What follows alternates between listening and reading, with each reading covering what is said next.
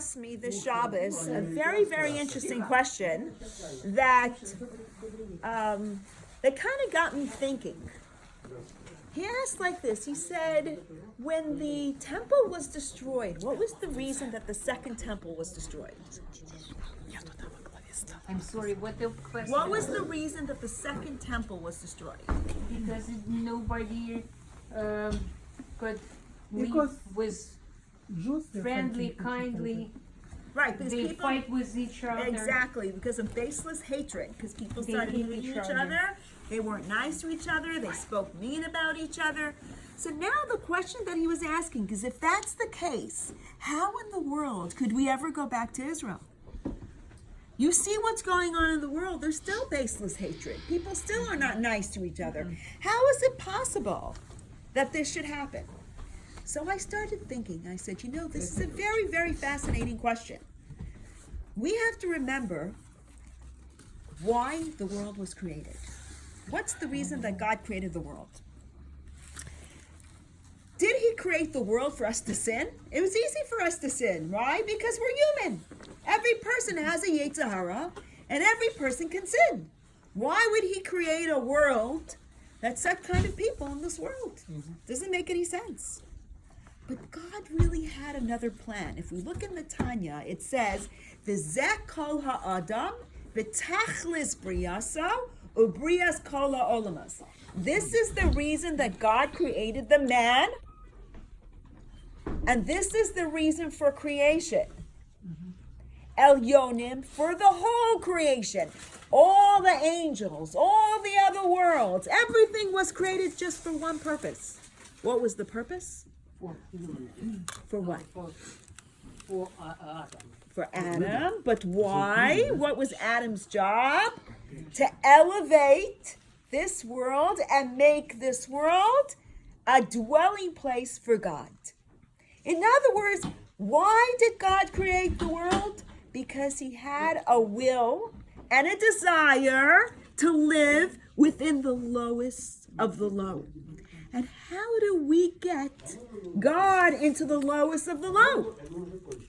That's crazy, right? Why would you want God in the lowest place? But this was God's willpower. God wanted. He had a taiva. Taiva means a desire. God's desire was to be in this world for what purpose? To make a dwelling place for him in this world. That's it. That's all we know. And that's what it says in the Tanya. Nis'ava HaKadosh Baruch Hu dira b'tachtonim. God had a taiva, he had a willpower to make a dwelling place in the lowest world. And who was his partner to help him with that? Adam, like you said, man. Why? Because God created man, kid salmenu, kid musenu. He created man in his image. So if man, whatever man does in this world, it's a piece of God doing in this world. This is the idea of creation. So how do we reach elevating this world? How do we elevate this world so that God can have a dwelling place?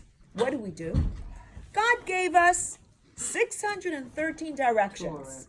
The Torah and the mitzvot. 613 different ways to elevate this world. So we know that there is different types of things in this world that we can elevate. If we eat on this table and we make a blessing, what happens to the table? The godly, it lifts it up, the godly elevation, the godly sparks within this table get elevated. Whatever we do. But what are the things that we can't elevate? What are the things that we can't elevate? We can never elevate. We can't get any sparks of holiness out of those things. We fight.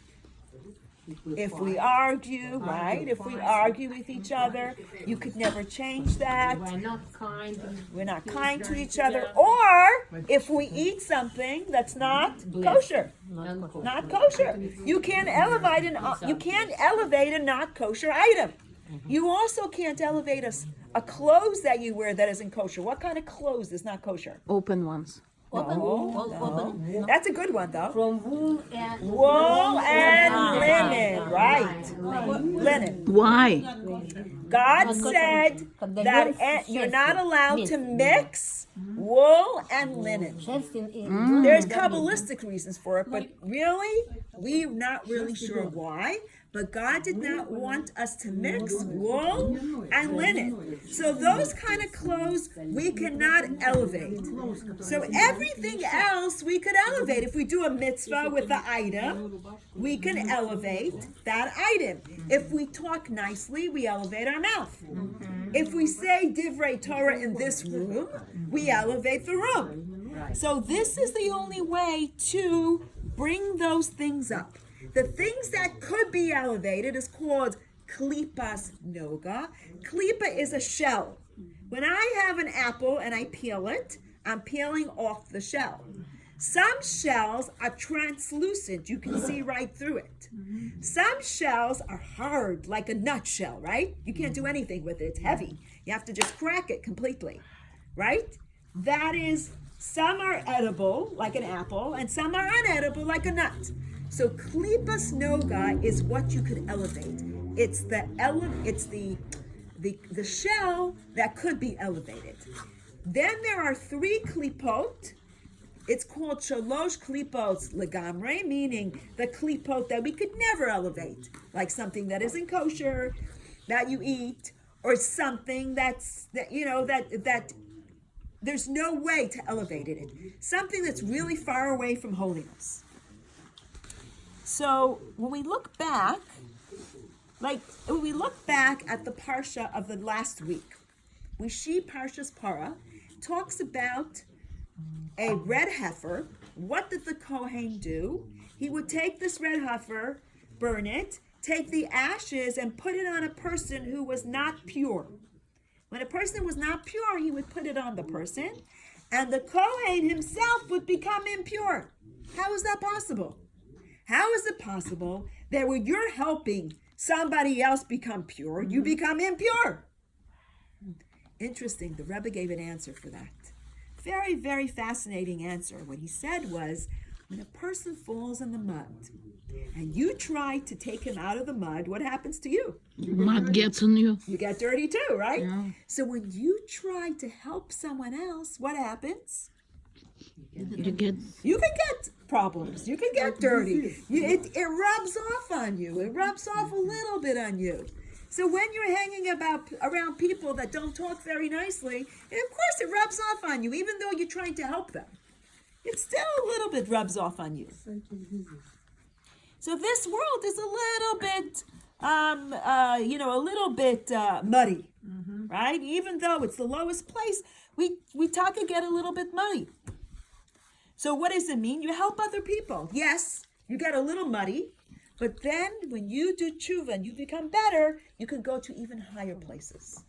Because when a person goes down, he can go even higher. You know what happens when you go on a diving board? You know, how do you dive very far? You run all the way back, and then you run forward quicker, and you fly a lot farther, right? Also, when you take a rubber band, right? And you want it to go very far. Let's say you take a rock with a rubber band, right? And you want it to go very far. So you have to pull it back as far as you can in order to go forward a lot farther. So in order for somebody to go farther, we need to go lower. So we need to get a little bit muddy. You know, we need to somehow get a little muddy. And if we look back at this whole thing, talking about this whole idea of exile, the Jewish people going in exile, we were talking about the Second Temple. So the Jewish people in exile, originally God asked Abraham, what do you want? Do you want your kid to suffer or you want them to go into exile? Because you have to go to Israel. So Abraham chose that his people should go to exile, and through exile, what will happen? They will be able to go to elevate everything around them, all over the world, every little thing, in order to come back to Israel and be much better. Even though they got a little muddy, the Jewish people got a little muddy, But at the same time, they were able to elevate all the little corners. So going back to this idea, especially the Baal Shem Tov, what did he tell us? He said, he asked Mashiach, when are you coming? And what did Mashiach answer? When your wellsprings of all what you teach is going to go all over the world, then Mashiach will come. So in other words, every little corner has to be filled with godliness for Mashiach to come. So what happened in the second temple? What's the plan of the world? The plan of the world is that we have to go out of Israel and go all over everywhere. And then at the end, what's going to happen? We'll come back. We'll come back, but we'll come back on a much higher level. And our generation, of course, as the generations go, it gets worse and worse and worse. Do you see how far people fall? You also see, on one hand, you see people falling very far. And on the other hand, what do you see? You see people coming back to a much higher level all of a sudden. They're doing tshuva. They're coming back. They want to learn about Judaism. They're interested in learning about what it means to be a Jew. Even the people that went so low and went so far.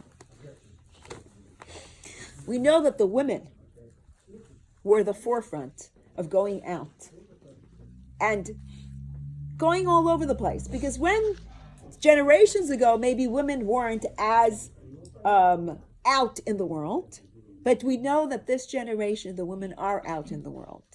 We know that this was something that we learned from who? We learned from our forefathers, from our mothers.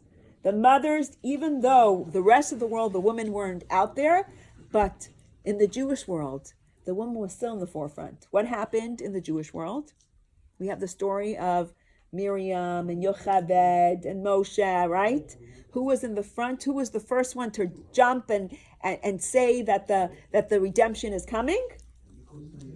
Who was the first one to run and say the redemption is coming? Miriam.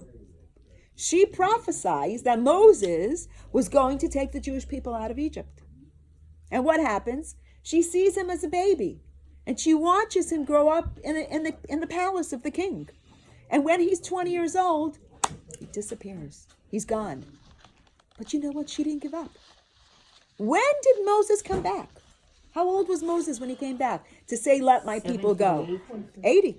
He was 80 years old. How many years was he gone? 60 years. Moses was gone for 60 years. And Miriam did not give up hope.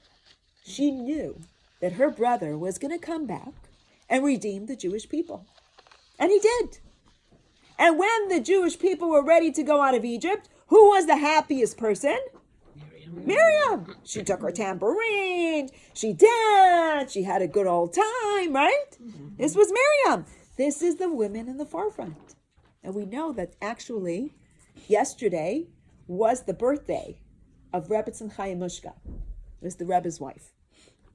And Rebbetzin Chaya Mushka was an amazing woman. She was the woman behind the Rebbe. She always supported her husband. I'll never forget the story with the librarian. Do you remember the story with the librarian? That Rebbetzin Chaya Mushka used to go to the library all the time. And one time she went there and she saw a librarian. She was very sad. She says, I don't have any children. It's really upsetting. So she says to her, she goes, did you hear of the Lubavitcher Rebbe? She says, yeah, I did. Maybe you should go to him for a blessing.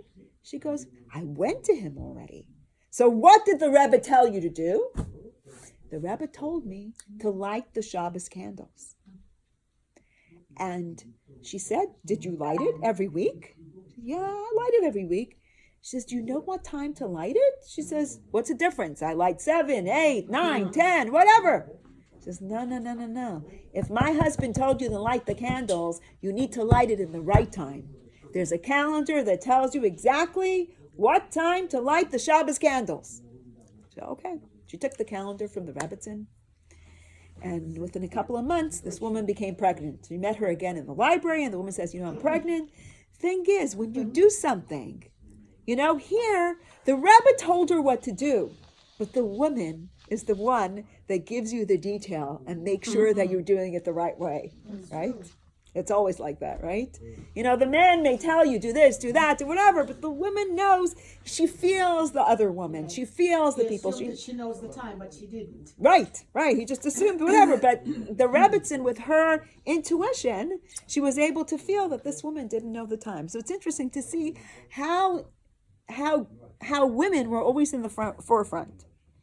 And so here we see that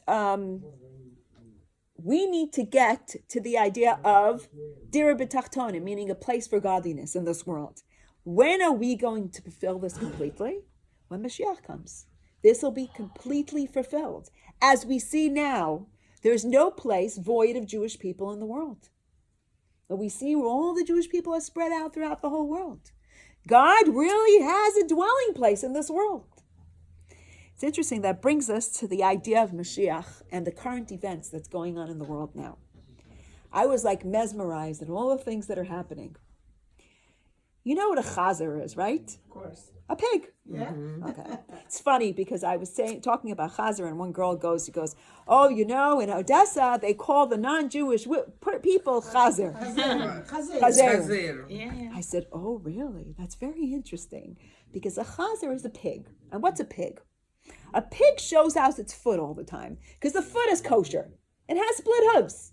One of the signs for being kosher is split hooves. What's the second sign? Chew its cud. Does a chazer chew its cud? No. Chazer just eats whatever he finds, right? He just puts everything down really, really quickly. That's why it's a chazer. It says that who destroyed the second temple? Rome, right? The Romans. The Romans is like Italy now, right? But there's no Rome now. There's no such thing as Rome. Years ago, there was Rome. But the Rome now translated to the Christian world. The Christian world now is Rome. What was Rome all these years? He's compared to a chazer. Why is Rome compared to a chazer? He shows out his foot and he says, I'm the best person in the world. I do everything for you. What is the epitome of Rome nowadays? United States of America. Because they're the last of the Christians. It's the Christian world, the new world order, the Christian world order. The end of Rome is United States of America because they're a Christian country. So what's United States? It's like the pig. How is United States like the pig? During World War II, what did the United States do? Oh, it's an interesting story about how Jewish children got sent to America, and president said, we're not taking Right, them so for- there was something called, I think, the S. St. Louis or something, Yes. and they sent it back. Yeah. Right. It was about, I don't know, there were like 307 people aboard, Right. and they sent From it back. Germany. So here we have this idea, epitome of United States of America. We are a free country. We are going to help you. And do they help? They help in a way. They came to fight the Allies. They were fighting against all these people. But what happens at the end? They didn't even bomb the railroad tracks going to the concentration camps. That's what they should have done first. They didn't do that either. Then when we look at Israel, we look at how they helped Israel. They said they're going to help Israel. They do everything for Israel. What happens every time Israel goes to war? They stop. They stop them. Yeah. They say, stop fighting. Let's make peace. Yeah. But they're not helping Israel. They're hurting Israel that way. Because when you go to fight, you put in so much effort. You take all your soldiers, and the soldiers die for nothing. Because what do they gain out of it? Absolutely nothing. So here we have again the chazer fisel, right? Chazer fisel means the foot of the pig, right? Chazer fisel, it's called, yeah. So the foot of the pig is split hooves, but inside it chews its cud. Doesn't chew its cud. It's not really kosher, right? It's just on the outside. Interesting thing, it says that when Mashiach will come, the chazer will be elevated and it will be kosher. Very interesting point. Because here we see what's going on in the world. So what happened? Then we get into the time of Obama. And it gets worse. And it gets worse for the Jews. And it gets terrible for the Jews. And it gets terrible for Israel. The BDS is screaming and whatever. And as long as America is not behaving the way it's supposed to, the Arabs are worse and worse and worse. They're fighting. ISIS comes out. Everybody's coming out of the woodwork. Then something very strange happens. America goes through a weird stage. A person gets up who actually looks like Esav. He looks like, he's, because Esav is Rome. Esav is Rome. And looks like Esav with the red hair and everything. All of a sudden, this guy comes up. How did he get there? He's like a chazar, really. Look at him. He's like piggish. He's not cultural. He's not cultured at all. He's like this guy from a derf somewhere, from whatever. And he talks dirty language. He's not a cultivated person. And all of a sudden, he gets up and becomes president. And people are going crazy. They can't believe that this is happening. So what happens? Last year, it was Yutes Kislev, which is the 19th of Kislev, which is the day that the first Lubavitcher Rebbe was released from prison. This president, Trump, announces, what does he announce? Israel, Jerusalem, is the capital of Israel. And he does it on the 19th of Kislev, which is a beautiful day, right before Hanukkah. And then he releases Shalom Mordechai Bashkin from prison a few days later, which is the 8th day of Hanukkah. And he also gets rid of which deal? The Iranian deal. What was wrong with the Iranian deal? Gave me billions of dollars, right? No, they could kill all the Jews in 5 minutes. By their nuclear program, they can kill all the Jews. Of course they were still doing a nuclear program. And it was only for 7 years that Obama signed. What would happen after 7 years? They'd kill out all the 6 million Jews, just like the Holocaust. No difference, right? So here comes this guy, gets up, he's telling about Jerusalem, right? He's telling about, he's freeing people from prison. He's doing Iran. And then all of a sudden you see everything quieted down. Nothing's going on new. What's happening? Why isn't things moving like you thought it would move, right? Comes a group of women. Don't even know how this happened. One lady, she had, from 2012, she had a video that said that on February 28th, she's going to make this program. She's going to do a program about Mashiach. And somebody found it and thought it was this year. And this was from 2012. And then all of a sudden, ladies start getting together, remember? Oh, yeah. Ladies start getting together and talking about it. It's like, what's going on? So the lady goes, you know what? The fact that people think that I'm doing a program, let's do a program. So she gets people from all over the world, women, and say they're going to do these geula happenings. Everyone's going to dance and sing and welcome Mashiach. Okay, so on February 28th, I think it was February 28th, I don't remember the date. Women all over the world did this. And then we thought, nothing's happening. What happens? Purim comes along. And what does Trump announce on Purim? The Golan Heights belongs to the Jews. Yeah. This is right after these events. Something is moving. Something is going on. Something is moving. What's happening here, right? The Golan Heights belongs to the Jews. And what happens a day later? The Mueller report comes out. Saying that for 2 years, they were looking into him, seeing what's wrong with him. All of a sudden, he's innocent. And the lies get exposed. It's because the day before, what did he say? The Golan Heights belongs to the Jews. He meets with Netanyahu. They have a whole big thing. Something is going on. This is amazing. Mm-hmm. So the women decided one more thing. They're going to do kids now. They want to gather 22,000 kids. Because Mordechai, remember in the story of Purim? Mordechai gathered 22,000 kids. So they start to gather these children. It was Monday. They made this program on Monday. And they got 20,000. They didn't get 22, but they got 20, which is pretty close. Yeah. And on Monday, you hear President Trump coming out with a new idea. It's called prison reform. He is changing the prisons. How? If a person is a first-time offender and they never did anything wrong in their life, and it's not a dangerous offender like taxes or something else, right? Not dangerous offender, what is he going to do? He's going to let them leave prison, but give them either a job or volunteer, some kind of reform to help them to get out of prison, to have a second chance. And it's very interesting that in that same video that he says that he did this reform, and the Democrats and Republicans voted on it, because you understand that this is called morality. How we help moral world is by doing reforms and making people better people. He says, we are a nation that believes in redemption. Can you imagine? We are a nation that we believe in redemption. Geula. Redemption. Trump said it. Trump said that. Could you imagine? To me, that was the same day that these children were meeting.